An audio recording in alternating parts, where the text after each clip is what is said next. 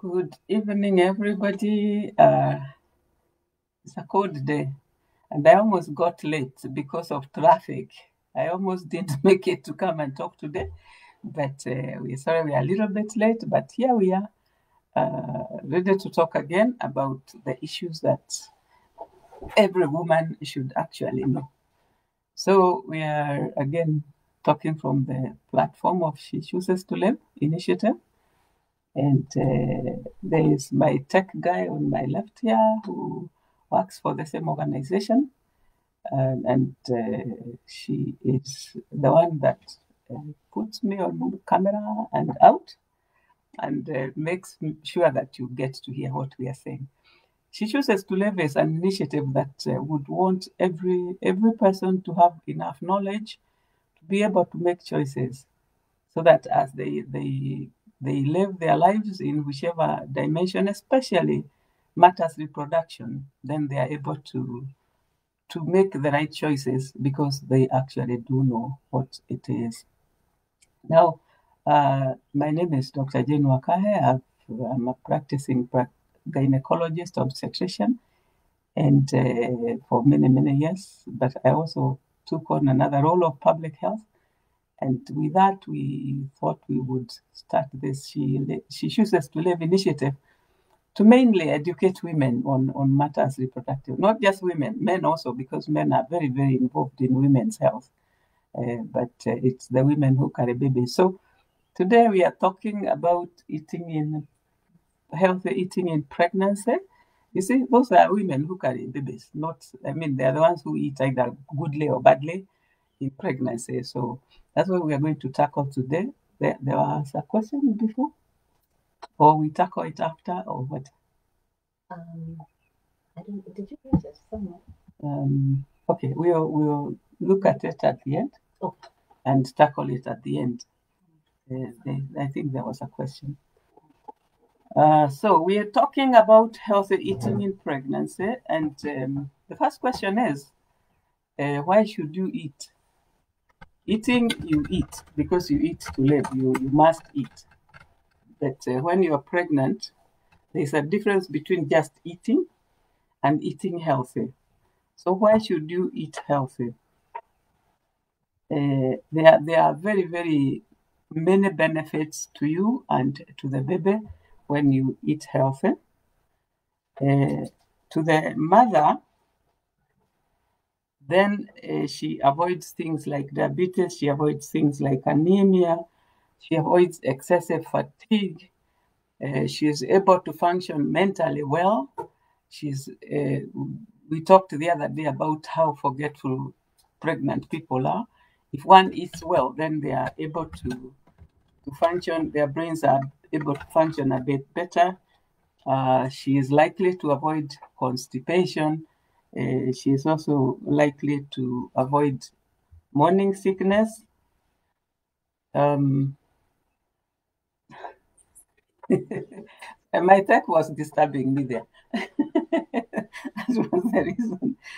So, to the mother, there is loads and loads of benefits. I don't need to repeat them again, but yeah, she also actually gets to get an easier time throughout the pregnancy. She gets an easier time when she is delivering. When labor comes, she gets an easier time, and she'll get an easier time with weight loss when she has finally delivered.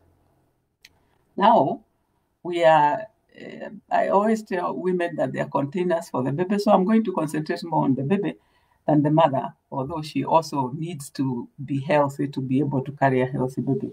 But why should we eat well for the baby where the baby is concerned? Healthy eating for the baby will produce a healthy, bouncing baby boy or baby girl, hopefully baby girl and then baby boy. There'll be babies of good weight. Their brain development will be ahead of their peers, so that if you want your baby to have good IQ, then you will have to actually eat well. Then if you eat well in pregnancy, you also reduce the chances of having a baby with defects, a baby with congenital malformations. And In fact, believe you me, when a woman eats well when she's pregnant, the baby finally has been shown to be a good feeder when they are born, and to be able to sustain healthy eating when they are born. So let's say that what you eat really is what your baby becomes, and you want your baby to become clever, you want your baby to become healthy, you want your baby to come out with no defects whatsoever. So you need to plan to eat well in pregnancy. Now, what do you eat in pregnancy? The foods that are necessary. You actually eat a balanced diet. You eat carbohydrates, you eat proteins, you eat fat. Yes, you eat fat. You also drink a lot of water. You have to take some vitamins, foods that give you vitamins, and you have to take some minerals. They are all very, very absolutely necessary. Now let's talk about each particular class per class. Before I even start, I'll say that eating healthy in pregnancy is such a long topic that I'm unlikely to cover many things. I'll just go juju, and then if you have any questions, we shall discuss them and answer them. So I can't cover all in the kind of time that I have, but I will try as much as I can to tell you really what is absolutely necessary. So what is there to eat? We have agreed that we eat a balanced diet, and all the foods that make a balanced diet are required. Now, let's talk about carbohydrates. Carbohydrates are absolutely necessary when you're pregnant. Don't try to lose weight by not taking carbohydrates when you're pregnant. You need carbohydrates for two things. You need carbohydrates yourself to be able to do your daily chores. You need to be able to think. And without sugar in the brain, you cannot really think. So you need to eat normal. But for the baby, it is very vital. This is the energy that the baby uses to make itself. This is the energy that helps the baby to put itself together. A baby starts as two cells, only two cells, indeed, a sperm and an egg. And by the time they are about 8 weeks, they have made all the organs that they are going to have, and then they just keep growing them. So a baby is really very, very busy body person, in fact, busier than a beehive. They are dividing themselves into very, very many cells to make legs, to make the heart, to make the eyes, to make the brain, to make everything. And they need a lot of energy to do this. They also will need to bring together the building blocks for the baby. Now, for the mother, if there is something about sugar, the baby can only use neatly eaten sugar.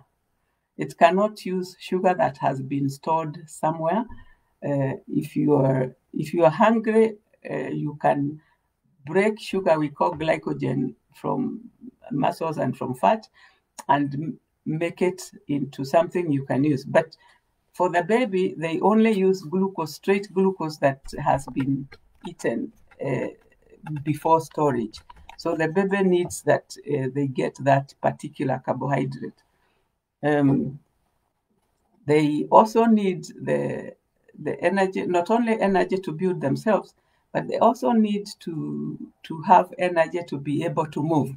As you know, when a baby reaches 20 weeks, then they are very mobile and they need a lot of energy to move. And in fact, if you ever feel like, if you're pregnant and you ever feel like your baby is not moving very well, just take something that has quite a bit of sugar. This time I'll allow you to take a lot of sugar like juice or a soda and see if baby will not act quickly. So the baby needs neatly eaten sugar, not stored sugar. And the other thing that needs neatly eaten sugar is your brain. So if you don't eat enough carbohydrates, if you don't have enough sugar in the system, then you're going to have a very nasty headache. And like I tell women, when you're getting that headache, your baby is also getting a headache. So please do not give your baby a headache. Now, what carbohydrates should we eat? All carbohydrates are not equal. Some give what is called empty calories, and some give real good calories. So we want to eat what is called complex carbohydrates. We want to eat like brown rice, brown wheat. We want to eat sweet potatoes. We want to eat arrowroots in our country. We want to eat things that release sugar very slowly so that it is a sustained level of sugar. We don't want to take soda. We don't want to take cakes. I'm not saying you can't take soda once in a while or cake once in a while, but you don't want to rely on those too much because they give you a sugar rush. And when the baby gets a sugar rush, one sugar is up and then sugar is down. And like I said, baby is manufacturing its organs 24/7, and it cannot afford to have times when there is high sugar and times when there is low sugar. That is not good for the baby. So we try to eat complex carbohydrates. Now let's come to the proteins. If let me first say that if you give a baby empty calories, they're even likely to put on excess weight. Sorry, excess weight, which is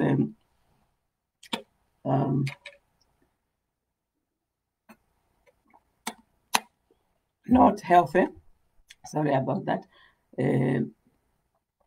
So they need sustained calories at all times, not empty calories that go up and go down. Now let's talk about proteins. Proteins are what the baby uses as building blocks. The baby is made of protein, and it is necessary, absolutely necessary, if a baby is going to make muscles, if it's going to make the heart, if it's going to make anything in the baby, it needs protein. So it is the building blocks for the baby. And where do we get protein? We have two types of protein. We have animal protein and we have vegetable protein. Now, the difference about animal proteins and vegetable protein is that animal protein, whatever it is you eat, contains all the essential amino acids that the baby will require. So if you get a helping of chicken, you've eaten all that you need. If you get a helping of fish, you've eaten all that you need. Now, the best supplies of animal protein are those ones, and especially egg white. Egg white has a lot of very, very good protein indeed, and you can eat egg white to as many as you feel like eating, as long as you're not eating the yolk, because the yolk is the fatty bit, but the egg white you can eat. So the good ones are egg, fish, chicken. I'm sure you know all those, and even red meat. Red meat, don't despise red meat. It is one of the greatest sources of vitamin B12. And if you eat red meat, you get all the essential amino acids, and you also get vitamin B12. Now, the vegetable proteins are usually legumes, beans, peas, cowpeas, all those ones. And the issue about vegetable proteins is that none of the vegetable proteins has all the amino acids. So if you're going to rely on vegetable proteins, then you need to mix many legumes together to eat more than just one type of legume. You eat jahe, you eat jogo, you eat peas, and the other thing and you kamade and dego, that's my tribe talking now. So you eat those ones and you mix them. You eat many of them, not just one. You don't just live on peas and you don't just live on beans alone. Now, if one is totally relying on vegetables, then again you have to again eat very, very many of them and intermix them. If you can manage, then eat animal protein and the vegetable protein. Now let's talk about fats. Fats are essential. In fact, they are called essential. They are essential fats. Fats are absolutely necessary for many things in the body. One, they also give calories. They give calories. In fact, they are double. If you eat a gram of fat and a gram, it's like you've eaten 2 grams of carbohydrate. So fat have quite a bit of calories, but that's not what we need fat for. Fat lines up the brain cells of people. So where a baby is concerned, where brain development is concerned, then one has to eat to take fat, especially a certain fat called omega-3. In the first trimester and in the third trimester, it is necessary for lining and for the development of the brain. It also helps, the fats also help the mother to be able to not lose memory, to not be very forgetful, and to think a bit better. It is necessary during breastfeeding. Once somebody has delivered, you want to continue with your fat intake. It is just that you take not very much fat. Little fat is enough. It is also necessary for some absorption of some vitamins. There are some vitamins which are only fat soluble. If you do not add if you don't have some fat in your system, then there are some vitamins that you will not be able to absorb, and some of them are absolutely necessary. Now, let's talk about the other thing that we must take, and that is water. Water, in the kind of season we are in now, cold season, you must take at least 2 liters of water every day. If it's a very hot day, you need to take at least 3 liters of water every day. Now, I know how, when you are pregnant, how impossible it is to take water, and I agree with you. But you can always roga it a little. You can always put a little lemon or a little ginger, as long as you are not overdoing the lemon or the ginger. Then you can put a bit of that in water. You can take it warm, you can take it cold, you can take it hot. It doesn't matter how you take your water, but water is necessary. It's also necessary because in pregnancy, the fluid in the system, your blood volume, actually goes up 30%. So if you do not have enough water, what will happen is that your blood will be thicker, will be easier to clot, and then you start getting what is called clotting in the veins, like deep venous thrombosis. Thrombosis is that can be very dangerous. So when you're pregnant, you need to have a lot of water circulating in yourself. It is absolutely necessary for blood improvement. And for the women who care about themselves, then it's very absolutely necessary for the skin.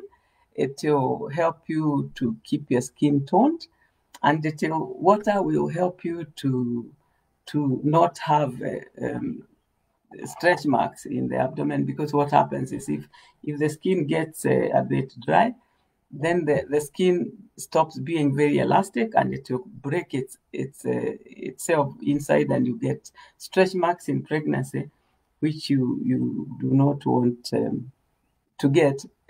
I'm sure they are not very pleasant to look at. So if you can minimize them, then the best. Now, what sources of water do you have? You have the actual water.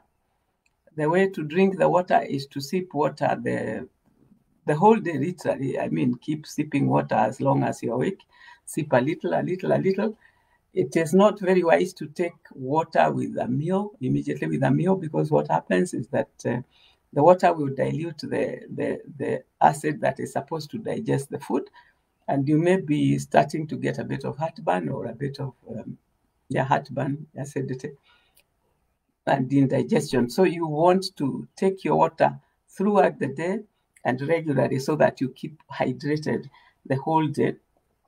And like I said, you can also add a little bit of, you can roga it a bit with a bit of lemon or a bit of ginger, as long as it's not very, very strong, then it will help you take the water. Now, there are people who will absolutely not take water, whatever happens. So you are allowed to roga it with a bit of juice, to dilute a bit of juice with a lot of water.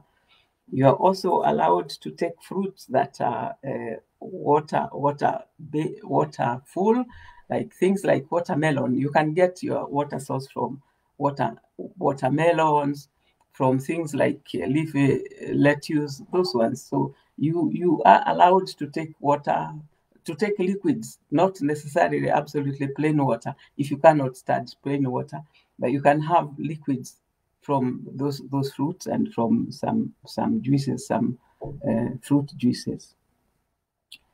Okay, so that's another. We've talked about water now. Now we'll talk about the vitamins that you need, and you need basically all the vitamins to be able to fight. I think I've said in this forum that the state of pregnancy is a state of very low immunity.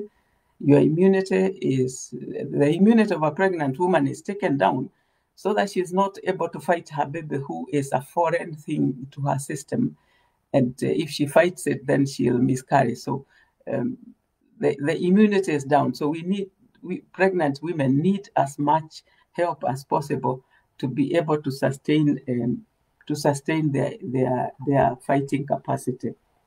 So we need those. And the main thing, again, to remember is that some vitamins are only oil-based. So if you are trying to get vitamins from like vegetables or from smoothies, remember to add like a drop or two of maybe olive oil, so that the body will be able to absorb. Otherwise, then you'll not be able to absorb the nice vitamins that you need. Now let's talk about minerals. We need minerals when we are pregnant, and we need many minerals, but I'm going to talk only about a few. The first one I'll talk about is iron. Iron is a mineral that makes blood, and you need quite a bit of iron when you're pregnant. There are two systems that need that iron. The baby needs to make their own blood. So they need a lot of iron, and the only way they'll get iron is through you, when you feed them through the placenta. So the baby needs iron to make their own blood. Now, you as the mother, you need to make your own blood. When a woman is pregnant, again, the volume of her blood goes up by 30%. This is to help pump to the baby enough, and also to take care of when she's delivering, because when a woman is delivering, she will bleed quite a bit. Even if it is not excessive, she will lose quite a bit of blood. So her blood is taken up as she is pregnant, so that she'll not, even if she were to lose some blood, she'll be left with some. Now, because of this increase in blood volume, if we do not take iron, it means that the red cells that we have will be diluted in this excessive water, because water increase will happen whether we like it or not. We will increase water when we are pregnant. And like if somebody started off with about 14 grams of hemoglobin, you'll find that if they do not take any iron or any iron-rich foods or any iron supplements, you'll find them adding up in about 9 grams. Two reasons: because the blood got diluted, and there is needed a lot of blood both for the mother and the baby. So the iron is absolutely necessary. Now, iron comes from many foods, fortunately. It comes from meats, it comes from animal proteins, it comes from beans, it comes from many foods, indeed. Most of the foods you eat, you will eat iron. But much of the time, it is not enough. And if one is pregnant and you start craving to eat soil or to eat stones, kindly check your iron levels, because they can be low. And then I also happen to know many women eat very badly, even if they have the ability to get good food. They are in a rush, they'll eat chips and go away, and that will not give them iron. So the dietary intake is very vital. So a lot of women will start pregnancy with hemoglobins of about 10, which is quite low, and then it will just keep going down. So we want to, at the beginning of pregnancy, we usually will check what the hemoglobin level of a woman is. And if it is low, then we will actually not only tell her what diets to eat, but start supplementing her with iron. So iron is absolutely necessary. We must have blood. We must have enough blood both to circulate and to give us oxygen and to be able to bleed some when we are delivering. So that is one mineral that is absolutely necessary in pregnancy.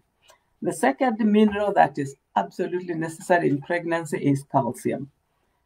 Now, calcium has many uses in the system.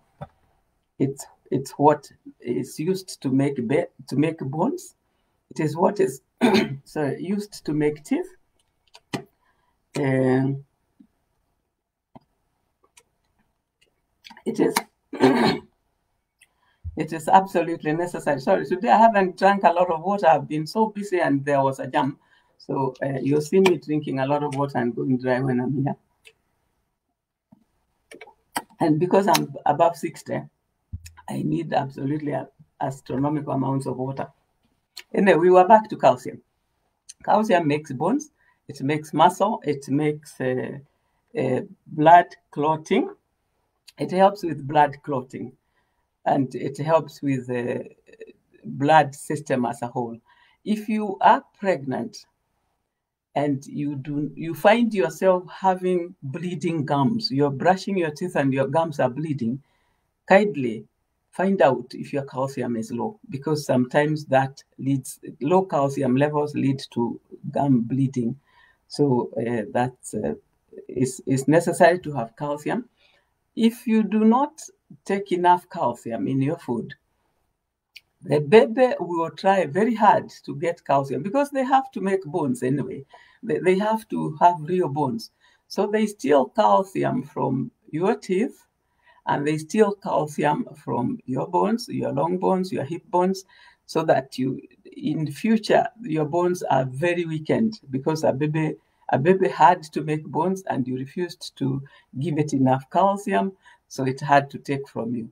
In fact, when we were in school, we were told if you can tell the number of children a woman has delivered by the number of teeth she has lost, because for each child, a woman, if she doesn't take calcium, she will lose a tooth. So calcium is absolutely necessary. And then when the baby is born, they can be born with rickets, what is called rickets, with bow legs, with bones that are really not strong enough because they were not given enough calcium. And yet calcium is so very, very easily available in our foods. It's available in dairy products, all kinds of dairy products. It's available in eggs. And if you can't even start dairy products, it's available in some seeds like Simsim seeds. So it's available, but it is sometimes not enough to take. It's not enough to just get it from the diet. So much of the time in pregnancy, you'll find us supplementing somebody with calcium to guard their bones, their own bones, the woman's bones in future, and to also start the baby off with good bones and teeth, and also to make sure that the bleeding capability of the person is maintained. Like I said, there are many minerals we need. We need magnesium, we need selenium, but the only other mineral I'll talk about is zinc, because zinc is very necessary. It is part of what protects the membranes of the membranes where the baby swims in. And if somebody is lacking zinc, then it's likely that the membranes will go weak, and for any little infection, they will be ruptured before baby is ready to be born. So zinc is absolutely necessary for our maintenance of healthy pregnancy. So many other minerals, but I felt that those three I needed to actually talk about a lot. Now let's talk about some other supplements that we must have. And the first one I'm going to talk about is folic acid. Folic acid is necessary in pregnancy. It's necessary in all people. It is part of what makes blood. But in pregnancy, we give it because of this reason that the folic acid assists every cell to stay strong. Every cell that is formed, folic acid helps the wall to stay strong. So a baby is making its cells very, very rapidly indeed, and it needs that each cell is manufactured fully complete without breaking the wall. Because if it breaks the wall, then you'll have an abnormal leg or an abnormal eye or something. So folic acid is necessary to preempt congenital malformations that can be prevented. There are some that cannot be prevented, but there are many that can be prevented by folic acid because it strengthens every cell that is formed, is made to stay whole without breaking. And I'm glad to even say that even every government hospital supplies folic acid for all, in our country that is, supplies folic acid for all pregnant women, and that is absolutely very good. Now let's talk about something else called omega-3. For those of us who do not eat fish, who do not come from fish areas, or we don't like fish, omega-3 fish is very good, very rich in omega-3 in those oils. But sometimes we would need maybe to supplement omega-3 to some women because it helps in brain formation. And it helps, especially the first trimester and the final trimester, when there is a lot of brain development in the baby. It is useful. Omega-3 is useful. And it also helps, like I said, I think I said again, that it helps in the mother keeping her memory alert. She's going to be forgetful anyway, but she is helped a bit by omega-3. So those are basically what I want us to talk about, what we should eat. I'm sure there are going to be very many questions, but the questions are welcome because I can't cover everything. But that's basically what we should eat, a very, very balanced diet when we are pregnant. Now, when should we eat? When we are pregnant, when should we eat? And the answer is all the time. And that is the truth. Like I said, a baby is making itself 24/7. It's busy even when you're asleep, even when the rest of us are asleep. Baby is still making its organs and it's still growing. So baby needs a constant supply of both protein and sugars to help it to grow itself. Now, since we can't eat all the time, then the idea is that a woman who is pregnant should have at least 6 meals in 24 hours, 6 meals in a day. Because divided well, those will help the level of the blood sugar to be kept stable so that the baby is always having enough supply.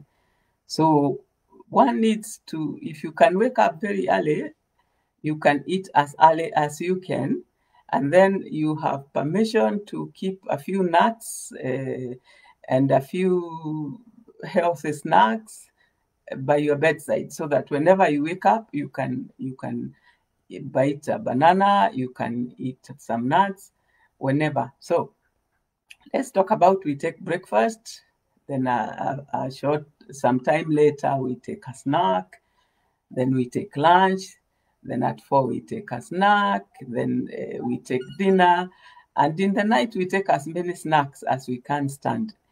The question is how many times? Many times, so that we keep the blood sugar at a good level. Now, what are we eating those many times? 3 meals in those 6 should have protein, because the baby needs its building blocks 3 times. The six meal, every one of the 6 meals should have some carbohydrates. So you can, if you snack on a banana, it's okay, you've eaten a carbohydrate there. But at least 3 meals should have protein, so that the baby is able to keep finding building blocks. And at least 3 meals should also, at least 2 meals should have fruit and vegetables, so that the baby is also kept supplied with the minerals and the vitamins. Now, how much should we eat? And the answer is normal amounts. Actually, maybe even less, because we are eating very many meals. So we should eat little meals many times. There's a lot of stories about how a woman is eating for 2, and they'll pile their plate up because they're eating for 2. The second person that they're eating for is actually the size of a plum at some time. And so they are needing very, very little food. So if you're eating for 2, it's not the quantity that you need to eat for 2. It is the quality. In fact, if you just eat normally what you eat outside of pregnancy, and maybe divide it all into many little meals, that is all that is required. You're not supposed to increase any meal, especially carbohydrates. You shouldn't really increase. You shouldn't also not take carbohydrates, because they are necessary, but do not overtake. The little meals for the little person needs very little food indeed. They just need quality food. So like we said, we are to avoid empty calories. We are to avoid many other things which we are going to discuss that we shouldn't do in pregnancy. So eat 3 meals in a day. 6 meals in a day, divided into little meals, and of those 3 meals must have proteins, so that we are able to keep the baby growing well. Now, there are some things that we must not eat when we are pregnant. Let's talk about them. And the things we must not eat are those things we call empty calories. Those ones, we must not dwell on them. It's not that we cannot eat a bit of cake, but we must not just feed on cake. Now, when it is you feel like you cannot eat something, or when you have a food craving, you are allowed to have a food craving as long as it's healthy. But mix it with other things that will balance whatever the craving is. So you can be craving rice today, but don't just eat rice. Eat rice with a bit of beans, rice with a bit of dago. Try to eat something balanced. Now, what are the other things we cannot eat? We should not eat chemicals in food when we are pregnant. And chemicals in that in that same statement, I will include things like medicines. When a baby is, especially the first trimester, when it is dividing itself into many little, into its various organs, then it is very easy to interfere with the baby's division, and it is very easy to give a baby congenital malformations that were not necessarily supposed to be there. We can accept genetic malformations, but not malformations because we ate badly. And if we feed the baby bad things as the baby is being formed, then we are likely to interfere with the baby's formation, and that's not good. So any chemicals, before you swallow any medicine when you're pregnant, kindly tell your doctor you're pregnant, especially in the first trimester. Let them know that you're pregnant, and that don't go off the counter and buy medicines for whatever you're feeling. Consult your doctor and kindly ask them what it is that you can take that is safe, or if you must take medicine and if you can manage with natural things, then even the better. So we avoid taking any chemicals, we avoid taking any medicines unless prescribed by a doctor, and the doctor who knows that you're actually pregnant. The other thing, it's not eating, I know, but it is part of what goes into our system, and that is smoking. When you're pregnant, kindly avoid smoking. The smoking tends to harden blood vessels, and especially in the placenta. And when the blood vessels get hardened, then the placenta cannot supply the baby with enough food and with enough oxygen, so that you'll find a baby who is not growing well just because of smoking. And this smoking we are talking about, not only you as the mother smoking, but any secondhand smoking from your partner, smoking from people around you, should be avoided when one is pregnant. The other thing that we would avoid is drugs, things like marijuana, things like cocaine. We must not take those when we are pregnant. Even if we were taking them before, can we kindly stop and wait until we deliver? Because if we do that, then finally we'll actually deliver addicted babies addicted to those drugs. And that is, they'll get even what is called withdrawal syndrome. The other thing we should really avoid is a lot of caffeine. Do not take excess caffeine. Caffeine has the same effect like smoking. It tends to harden the blood vessels and to make them unable to supply the baby well with enough oxygen and with enough food. So try to avoid caffeine if you can. Now let's talk about alcohol. And this is a controversial. People like alcohol, and alcohol is not very good. If you take excess alcohol when you're pregnant, your baby is likely to get into what is called fetal alcohol syndrome. It's called FAST, so that when they get born, they will have withdrawal problems. They will be addicted to alcohol, if that is possible, and they will be unable to survive. So kindly check out what you take into your mouth. Is absolutely necessary to remember that you are eating with somebody else inside yourself. Now, the other things that we should try to avoid is salt. Salt tends to give us, again, hardening vessels and water retention in pregnancy. As it is in pregnancy, we are already retaining a lot of water because we are increasing our blood volume. We cannot afford to retain more than what is absolutely physiological. So if we can avoid salt, so be it. So what have I said so far? That we need to take healthy meals. We need to take regular meals. We need to give baby proper building blocks and proper environment to do their building blocks.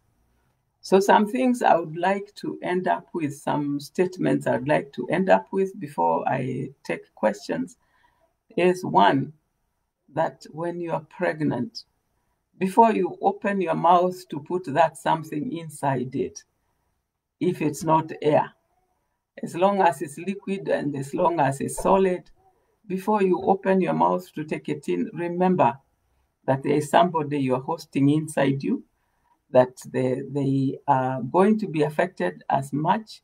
You will give them whatever it is you take, you'll take into your bloodstream and you will give them whatever it is. So before you open, kindly remember that you're also having a baby to think about. The other thing I want to say is do not skip meals when you're pregnant. Please do not skip meals, because that means that the baby will be hungry and the baby will be unable to build itself. The baby will be unable to make building blocks. So even if you're feeling like you're not hungry, eat anyway. Eat those regular little meals. Don't eat a lot. Just eat enough to keep the blood sugar maintained, because the baby needs to make its body either to make its organs or to make itself grow. Uh, do not actually force yourself to eat anything you don't want. There is always an alternative to whatever it is. So don't be told that this is the healthiest, this is the what, and you don't like it. Either you don't like the smell or you don't like the taste. You don't have to take it. There is always an alternative to that which you feel you do not want to take.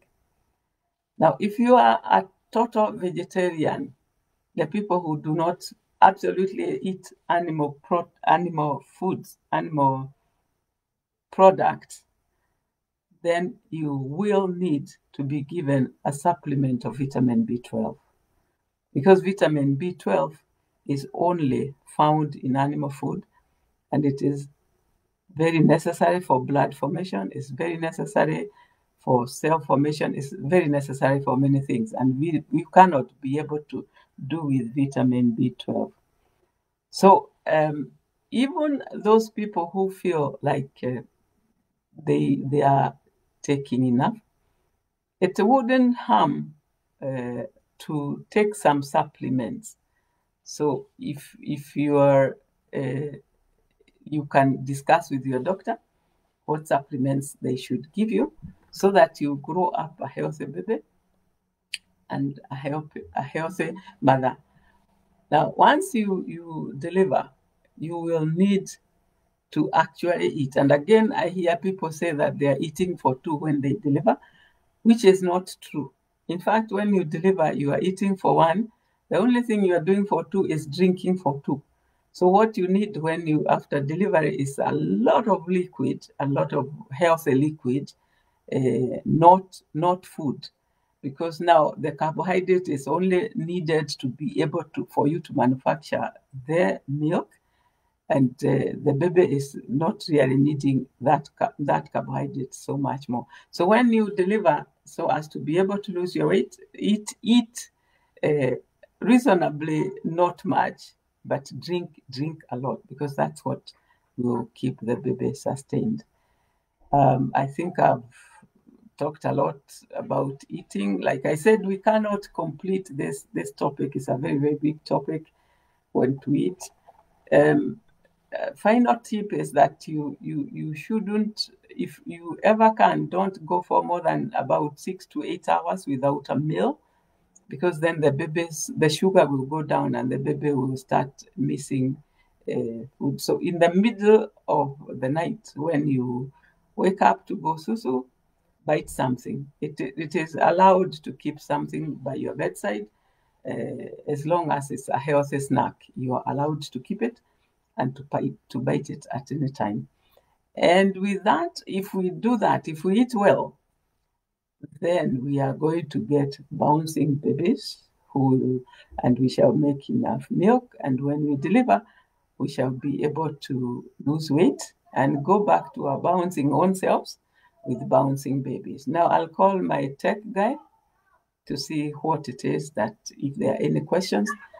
If there are any questions for today, if not, then we shall answer the question that had been asked and the questions that had been asked before. Tech guy, tech.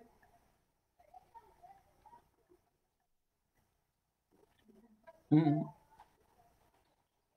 I'm done and thirsty.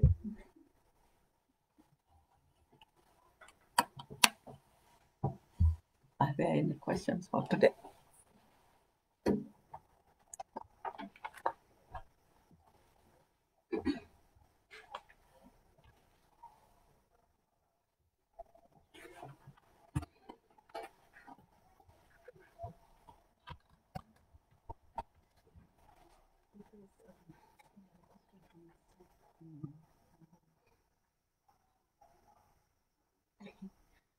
So just compliments.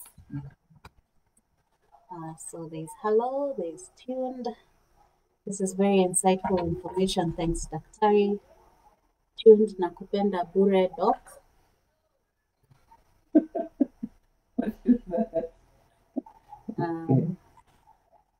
Doctor, thanks a lot. God bless you. And also, this is a question. She's asked, her name is Beatrice Mutai. She asks, what about those with serious food aversion? Now, what is that? Is it an allergy or a dislike? I think I dislike, yeah. You don't have to eat anything you don't like. In fact, people are put off with a lot of smells, with a lot of tastes. You don't have to eat it. There is always an alternative. So if you don't like something, find an alternative to that one. And it's not every food that you must eat really. Some foods are not necessary. So if you are averse to it and it's it's absolutely necessary, then you find an alternative to it. Like if you don't like beans, you can do kamade. If you don't like peas, you can do dego. So many things. You can always find an alternative if you don't like it. If that's what aversion means. What if it means allergy? The same thing. Allergic food, you don't eat food you're allergic to. That's dangerous. You avoid with a passion. But you find that in pregnancy, you'll be averse to a food. You will dislike a food, and then you will like a food. You crave for a food today, eat it for 2 days, and then it is gone, and you crave another one. So the craving are also again okay. If they are healthy cravings, just don't crave soil and eat it. If you crave soil, take something that take some meat or some beans. They have got iron, or take iron tablets. Okay. So, the question from last time. Let me just a moment.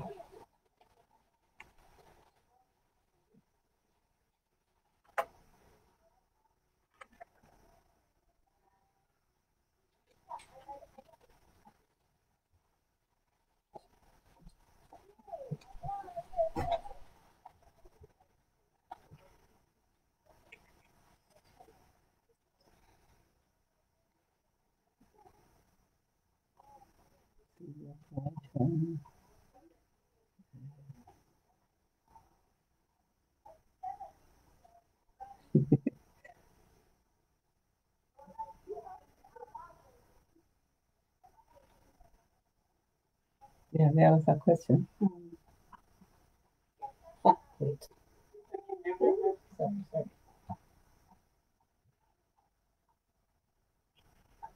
Okay. The name is thanatophoric dysplasia. Or thanatophoric dysplasia. Yes. Yeah, that was the question of the last week. That's a very, very, very, very, I mean very many. I mean very rare. I mean many, very rare congenital malformation. It is genetic. There is not very much one can do about it. It is passed by what is called an autosomal dominant gene. So if one is going to get it, one is going to get it. Now, what does it do? It comes with, in fact, thanatrophic means the wind of death, because hardly any of those children survive. What happens is they come with very, very short limbs, very short legs. Sometimes the legs are straight, sometimes they are curved, very badly bowed. They come with heads that have very many dimensions. They've got, in fact, they are called clove heads, like the clove leaf head. But the biggest problem about those children is that they are born with very short ribs, the ribs of the chest, so that the chest is so squashed that a baby is not able to breathe at all when they are born. So many of them will demise when immediately they are born, they will demise because there is nobody who is able to stay without breathing, without oxygen. A few are put on support system, but they will forever be on support system if that is what is wanted. So yes, that is what it's a genetic inherited something that is very, very severe. You are unlikely to see them. They are not the normal dwarfs. The normal dwarfs can breathe, they are okay. But these are very, very dwarfy, very small dwarfs with very, very little chests that don't allow lungs to breathe properly. So they have an issue about their heads. Their heads are bigger than the rest of their bodies. So unfortunately, you'll find that for many mothers, even when they are delivering those very deformed people, they will be delivered maybe by cesarean section because the head is a bit too big as compared to the rest of the body. But there are people who come and go as soon as they are born usually. You encountered one? No, I've never seen one. It's you see, unless you are there as it is being born, you cannot even see it because it dies. And it's rare. It's not a common something. It's very rare. Okay. So the lady who asked was Evelyn Karaoke. I hope that she's able to tune in later on and hear. Oh, okay. She's here. Is she this one? Yes, that's Evelyn Karaoke. Yeah, if she's the one who asked. Yeah, she's the one who asked about Thana. Thanatophoric. Yeah, it's a very severe malformation. Okay. And the question is, can it recur? And yes, it can, but unlikely. But because it's an autosomal dominant something, it can recur. Yes. Fortunately, it is possible to diagnose those very severe malformations these days before the babies are born because of ultrasound. But then, yeah, so it's very hard on the mother if it is diagnosed because then they know what they are carrying. But it's part of the ultrasounds we do, which we call anomaly checks. Like we do an anomaly check ultrasound at week 12. As early as week 12 to week 14, one is able to tell that it is going to happen.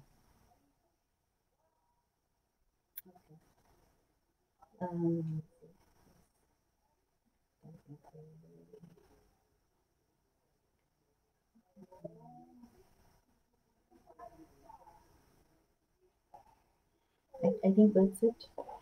Okay, I'm sure I didn't cover half of what should be covered on eating. If you have any questions, you still have time to bring them up. And I think that's it. I heard you speak about eating stones. Yeah, those are not to be eaten. They can even give you worms. Yeah. Where is it that you eat stones? It's just a craving, or the usual reason is that the usual reason why you get the craving is that you are low on iron. So when you need iron to make blood, when your blood level is low, then you need iron, and when you need iron, you crave soil because soil has iron. In fact, cows and goats have a certain stone that they are given to lick to get iron. okay. This is the same now, Evelyn Karaoke. She's asking, can you get a healthy baby after having the Thana? Yes, it is possible. It is so very rare that yes, it is possible. And even with the autosomal dominant, you see there are several genes. It's not like the sex chromosome where it is one. These are many, and it's one autosomal dominant that is causing the malformation. So yes, it is absolutely possible to get a healthy baby after such a one. Is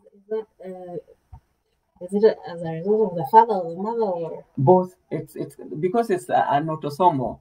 It is carried on both the mother. It can be carried on either the mother or the father or both. okay? Autosomal means Autosomal means it's not genetic, and it is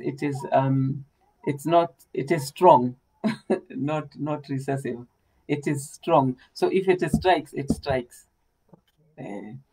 so okay. It's not genetic. No, it is genetic. It's a gene. It's a gene. Yes. On it can On be either person or both. Yeah. It's almost like sickle cell, or It Ishesh. Yeah. Okay. That's Yeah. it. Eh? So, yeah, there are no more questions. I think we've answered the one about food aversion and I'm going to say this properly. Thanatophoric. Displace, yeah. Thanatophoric dysplasia. Dysplasia. Yeah. Okay. Okay.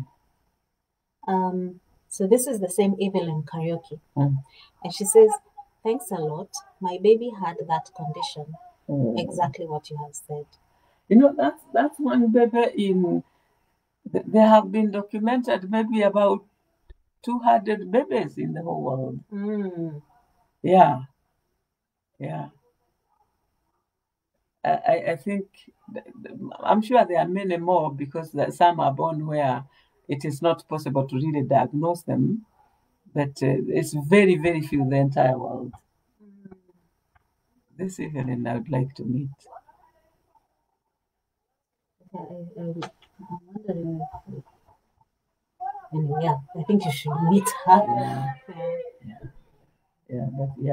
That's what it is. But very, very, very rare, and it doesn't have to happen again.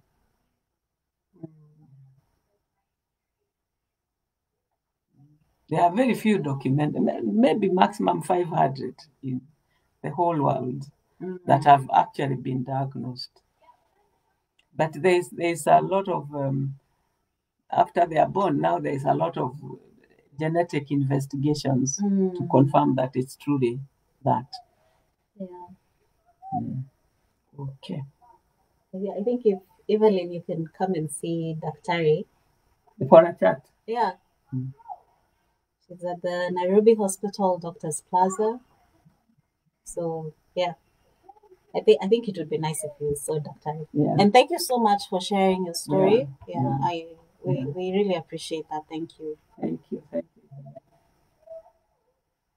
yes, there will be a healthy baby. There will be. Yeah.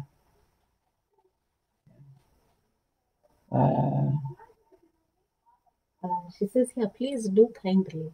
Do what? I don't know what she wants you to do. Well, that we can talk. Yeah. I think it would be very nice if you met with her and you just had a chat. Yeah. Okay. So we finished. Yeah, I think we finished. So, yeah. The versions. That's it. Yes, I think we're done with the questions. There's nothing else, and we tackled this other one from the previous time. Okay. So yeah, we can just call it an evening. Okay. Bye. Questions are still welcome on anything and everything, and thank you all for those sharings. They help, and they help to us to see that we are not alone. These things happen to all of us, and when it is genetic, it's not anything you did. Yes. But when it is that it's a question of eating properly, let's eat properly so that we don't get malformed babies. We are trying to make the next generation, so we must give them a good start in life by eating well and eating healthy. Okay. Okay. Bye-bye. Bye.